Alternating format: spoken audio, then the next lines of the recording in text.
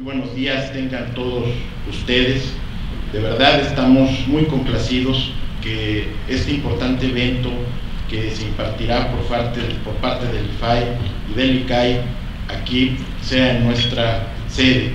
El concepto de privacidad se encuentra vinculado al de intimidad, que es un derecho garantizado en los principales instrumentos universales de derechos humanos, que adquiere hoy en día una nueva dimensión con características que exigen un balance entre el derecho a la intimidad del individuo y los avances en el mundo. Así se ha venido reconociendo en varios países cuya tendencia muestra la incorporación del derecho de protección a la protección de datos personales en sus ordenamientos constitucionales y en el desarrollo de normativa especial en esta materia.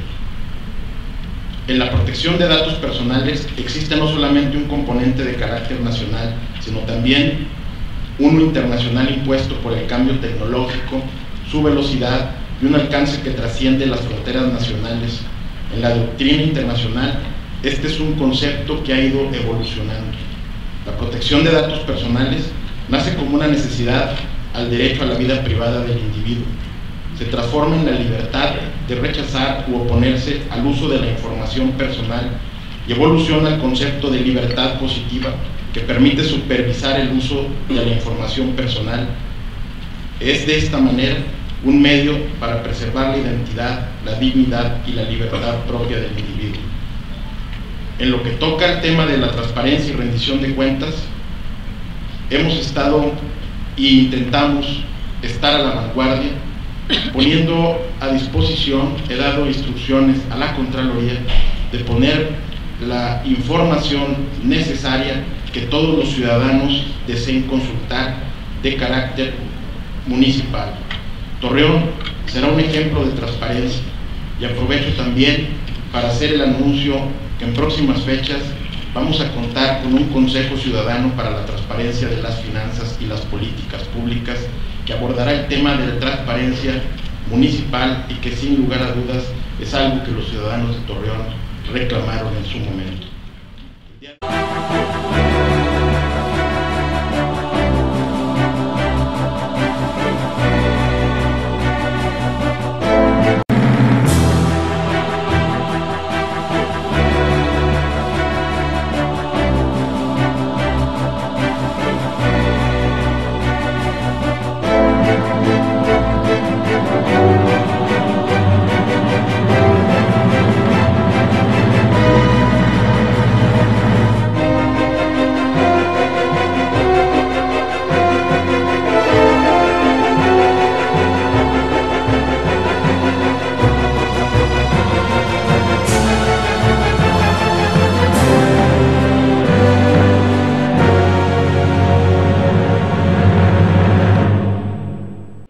La protección de datos personales incluye toda información relativa al individuo, aquella que lo hace identificable, que le confiere identidad y le permite definirse como persona. En dichos datos se precisan su origen, edad, lugar de residencia, trayectoria académica o incluso van más allá al describir aspectos más sensibles sobre una persona determinada, como es el caso de su forma de pensar, estado de salud, sus características físicas, ideológicas o vida sexual, entre muchos otros. Los datos personales son indispensables para que todo individuo, porque le confieren identidad como persona y le permiten interactuar con otros sujetos obligados o con una o más organizaciones, evitando que alguno de sus individuos sea confundido con el resto de la colectividad en la que coexiste. De este modo, dicho individuo podrá disfrutar de sus derechos y cumplir con las obligaciones que señalan las leyes, es decir, simplemente porque permiten a toda comunidad vivir en sociedad con sus identidades individualizadas y de manera ordenada. Paralelamente, posibilitan la generación de flujos de información que redunda en desarrollo económico y el mejoramiento de los bienes y servicios ofertados. Sin embargo, es preciso señalar que el uso extensivo de las tecnologías de la información y las telecomunicaciones ha favorecido que hoy en día los datos personales puedan ser usados con propósitos muy diferentes a aquellos con los que originalmente fueron recabados. Por supuesto que sin el consentimiento del titular, invadiendo así la esfera de privacidad de una persona y lesionando en ocasiones otros derechos y libertades.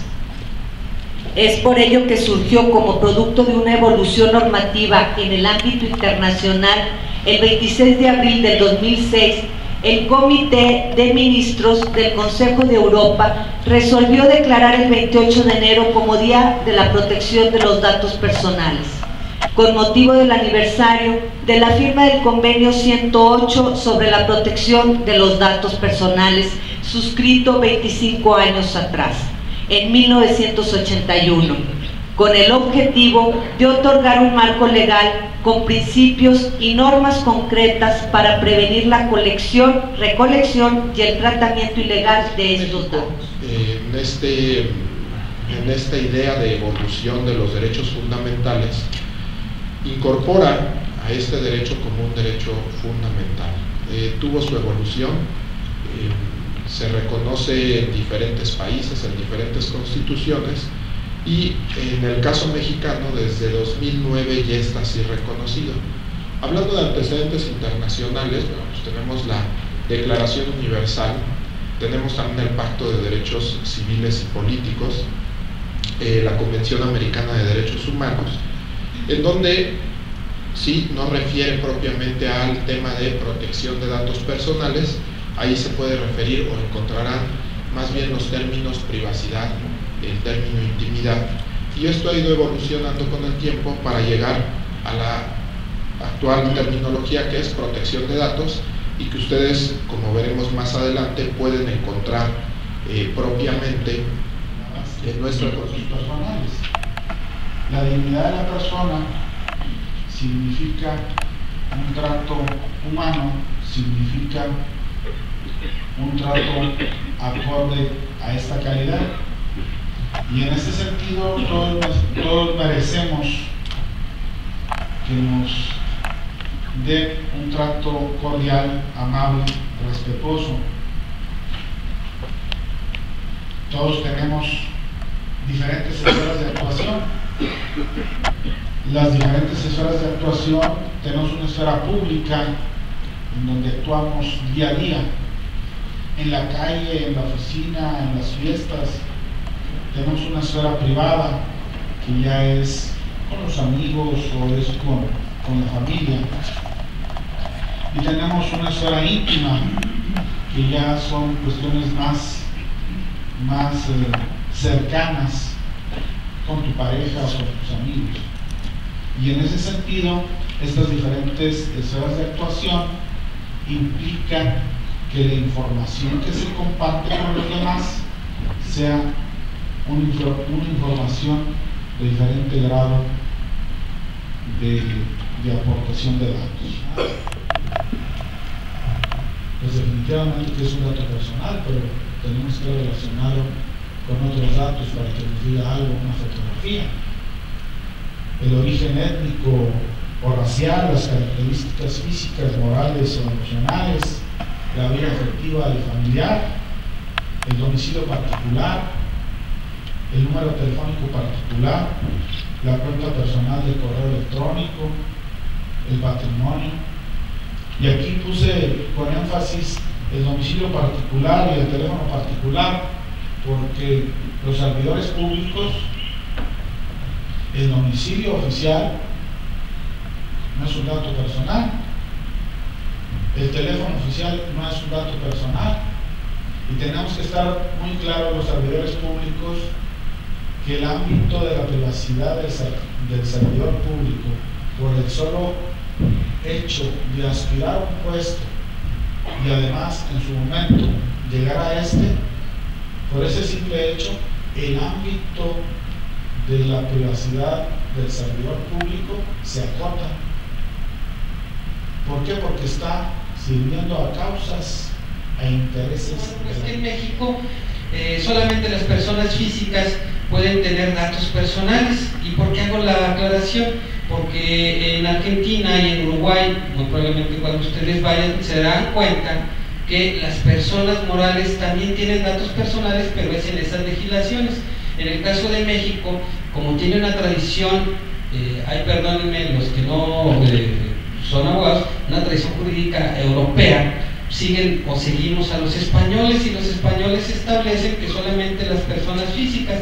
Y aquí caben dos preguntas que me gustaría preguntar y a la vez contestar. Primero, ¿los menores de edad tienen datos personales? Sí, por supuesto.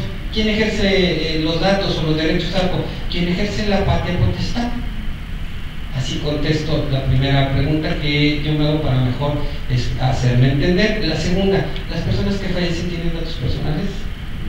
¿De qué fallecieron?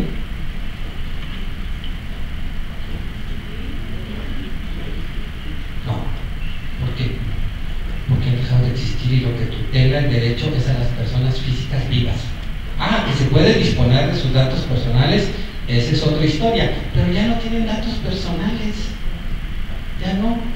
¿Por qué? Porque han dejado de existir. Es tanto, disculpen el ejemplo, es bueno, las garantías, los derechos humanos, que establece la Constitución protegen a vivos y muertos. Pues no, solamente protegen a las personas vivas. De ahí entonces que las personas que fallecen ya no tienen datos personales, que han arrojado una gran cantidad de datos personales, como inclusive la última enfermedad por la que padecieron, por supuesto, pero en todo caso ya no la ley tutela, ¿sí? Ya no la ley tutela. Que podrán ejercer en determinado momento alguna persona ejercicios de estos datos, es otra. De entrada, digamos, sus datos están protegidos.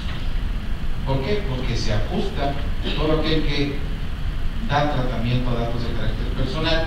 Dice por ahí, si no recuerdo, el artículo 2 de la Ley Federal de Protección de Datos, ahí dice quiénes son los obligados.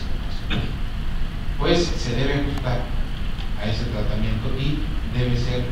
Acuérdense que uno de los principios que leía el licenciado Villarreal, el maestro Villarreal, era precisamente que debe estar dentro de un marco legal el manejo de los datos personales. Entonces, de entrada, pues no vi el aviso de privacidad, bien, pero nuestros datos, sin embargo, están protegidos. ¿Estamos de acuerdo? Ahí, como países. ¿Sí? Entonces, este aviso de privacidad es bueno que de pronto tengamos muy claro que se puede ver en dos vertientes. Por un lado, cuando cuando los datos los trata o los recibe o los maneja o tiene una base de datos un particular, puede ser una persona moral, ¿sí? El particular responsable, que vamos a ver quién es, puede ser incluso un profesionista, por ejemplo, contador, médico, etcétera, ¿sí?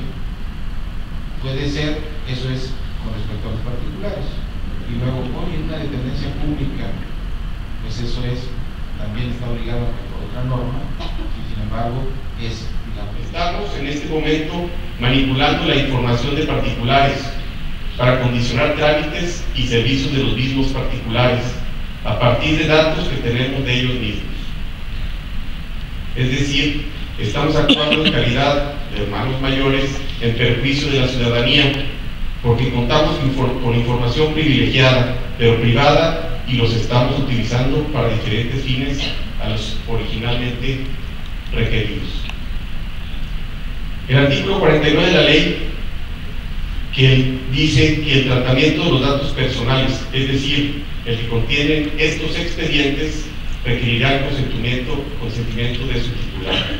Evidentemente, el titular de los datos del predial no ha consentido su uso en tales términos, por lo tanto estamos transgrediendo esta nueva ley y las multas son considerables. Ya lo vimos hace rato. En el artículo 50 establece los casos en los que no será necesario dicho consentimiento, por lo que el funcionario público deberá de aprender a discernir entre unos y otros. Es decir, urge capacitación y sensibilización del funcionario público en esta nueva